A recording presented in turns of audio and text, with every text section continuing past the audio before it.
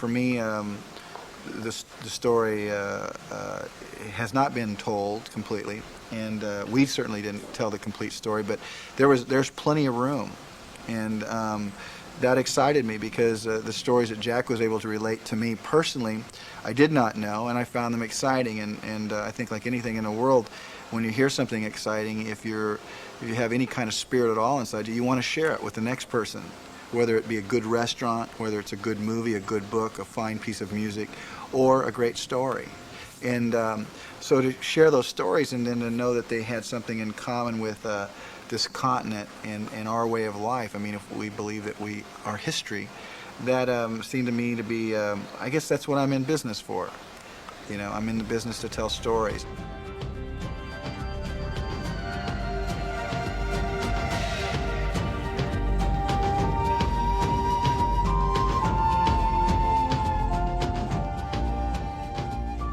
People who make films, they have these like ideas, and they wake up in the middle of the night and then they want to share this idea.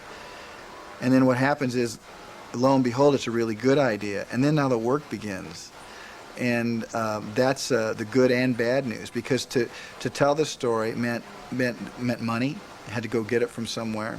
It was going to mean thousands of hours. It meant you had to be devoted to this idea. This can't be a whim, you know, on someone's part. You have to be devoted to telling this story the very best you can.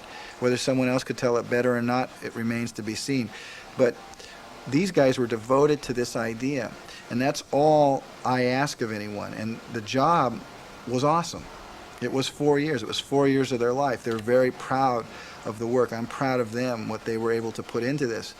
And it meant bringing a lot of people together. There's nothing greater in life than to work with people. It's hell going through life just by yourself. And suddenly you had this group of people working for one goal, to try and take this huge story and present it. The tears came when you had to eliminate stories, you know. Sometimes you eliminated the best stories, but they just didn't fit in the continuity of what maybe Jack was trying to tell. But like I said before, we have done what hasn't been done, is we've preserved that forever. Even though those stories didn't find their way on the screen, they will find their way to those emotional detectives of the past. People who want to know about their past will be able to become that, what I call an emotional detective, and search out what has come before them. Les traditions qui se perpétuent aujourd'hui dans le sud-ouest américain, les coutumes, l'architecture, la religion, sont le produit d'un héritage millénaire.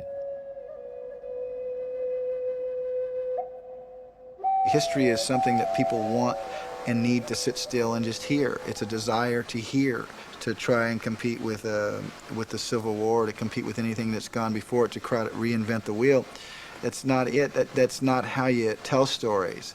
You can only tell them in the way you know, and that's how Jack and Jim approached it.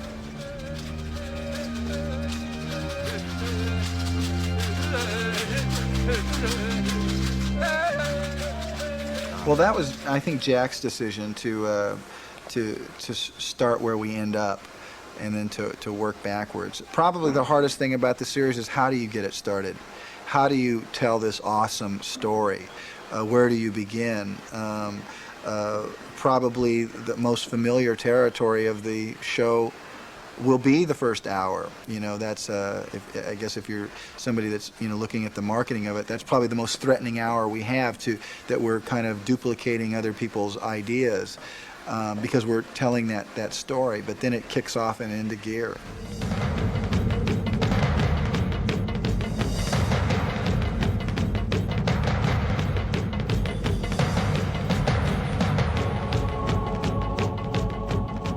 Pueblo Bonito, la merveille du canyon.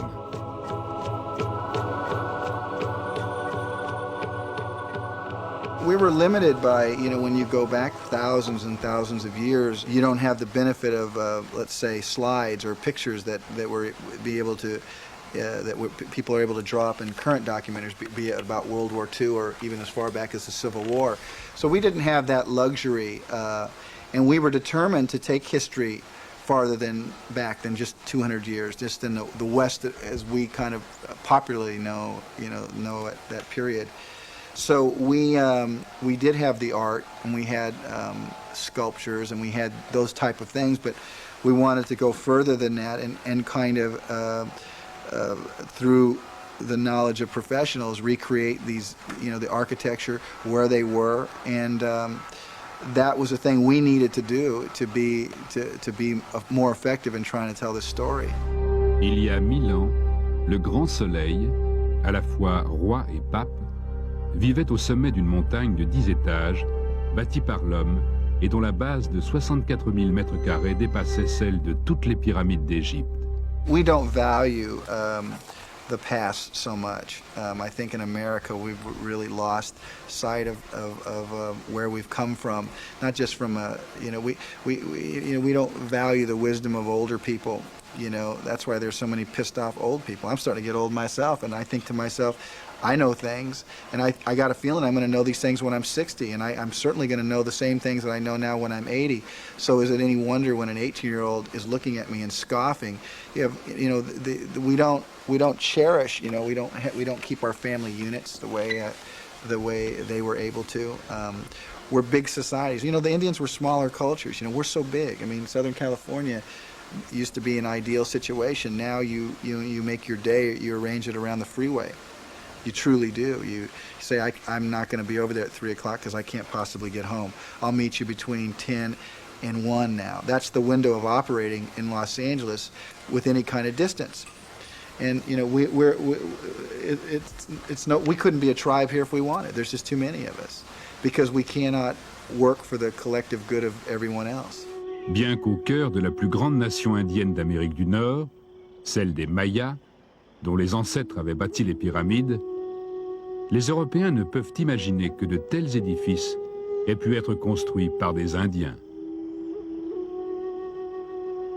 It's a forgotten history, we believe. It's a history that's been dismissed, but we don't necessarily think that translates into that there's never been any interest in it. We think that people are interested where they come from. And I think that people think of themselves as citizens of the world. And it's important, I think people think about the world now a lot more than they just think about their country. That people are dealing with Americans now. And there's a reason why Americans are the way they are. I mean, this is Europe, when you think about Europe, countries were taken by armies. They were taken by religious sects, the Protestants, the Catholics, the Romans, blah, blah, blah. When you think about America, America was taken by individuals who just had the audacity and the courage and the resourcefulness to go out and take the land from other people. Just take it. And right across the whole continent, you had this Western movement that we've romanticized, but if you break it down, it was one person saying, I'm strong enough to take this and hold this. And I've got almost a manifest destiny to do it. You're going. And it's resulted in who we are as a culture. We are a very individual culture. We believe in individual rights.